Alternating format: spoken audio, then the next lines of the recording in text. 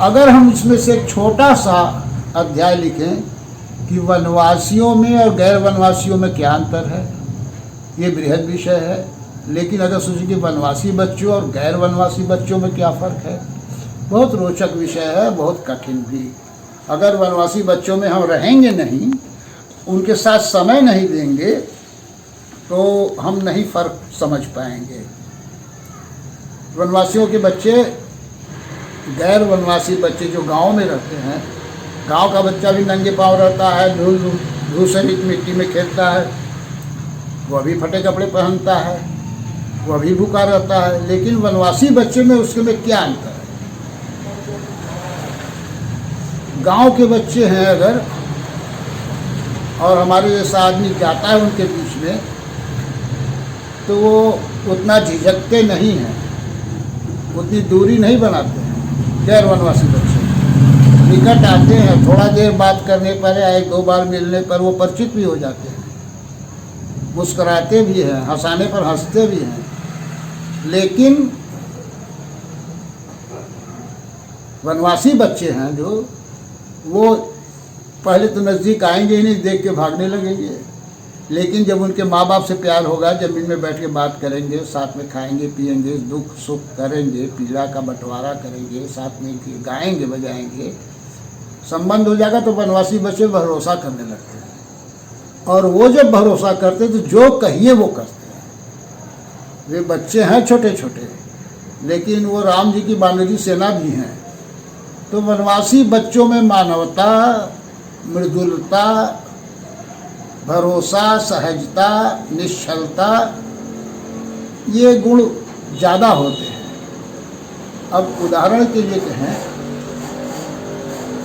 कि श्रम,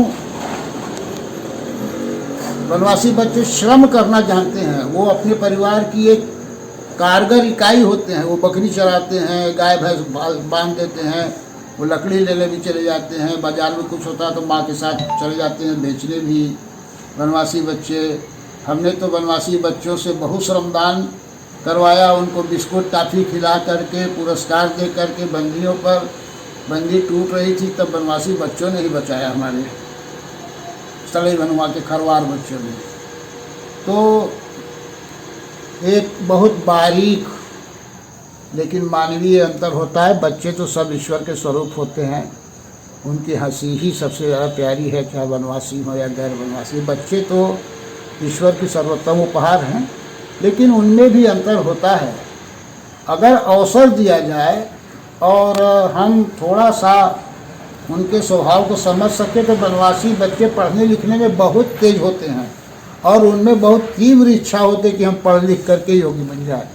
लेकिन दुर्भाग्य से आज भी देश के 10 करोड़ 12 करोड़ आदिवासी समाज को गैर आदिवासी समाज आज भी केवल एक अध्ययन का और पाठ्य का विषय समझता है। उनको एक अजूबे की तरीके से, एक विचित्र किस्म के मानव जीव के बारे में समझते हुए उनके बारे में लोग कहते हैं, सतही तौर पर जो जानते हैं, या किसी संगठन से लेके एनजीओ चलाते रहते, धंधा पानी करते रहते, उकसाते रहते हैं, उनको बंदूक उठाने के लिए कह देंगे, या गैर वनवासियों पर भरोसा ही मत करो, ऐसा करते हैं। लेकिन उनको अपना पूर्वज मानते हुए, उनको अपना आदि पुरुष मानते हुए, उनके संस्कार, उनके धर्म, उनके विचारों को समझते हुए आदिवासियों को गले लगाने की ज़रूरत है। और बहुत लंबा विषय है, लेकिन इतना ही कहना चाहूँगा कि उनको अपनी तरह बनाने की कोशिश नहीं करनी चाहिए कि हम आदिवासी को अपनी तरह बनाएं। वो जैसे हैं वैसे ही रहने दें।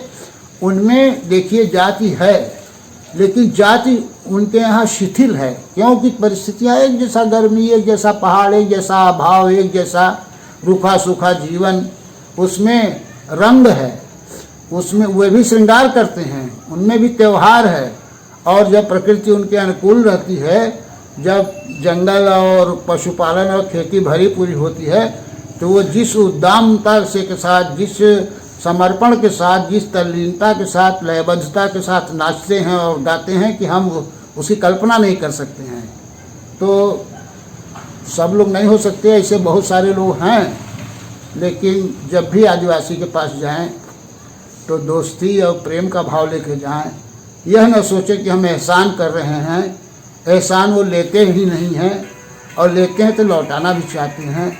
हम भी ये समझ लें कि आदिवासियों ने हमें खनिज संपदा सब कुछ दिया है, तो हम भी उनको लौटा सकें। वो पृथ्वी को लौटाएंगे, वो धरती को लौटाएंगे, और जब लौटाएंगे तभी त्याग के साथ भोग की भावना पैदा होगी और धरती माता, भारत माता बच सकेगी। धन्यवाद।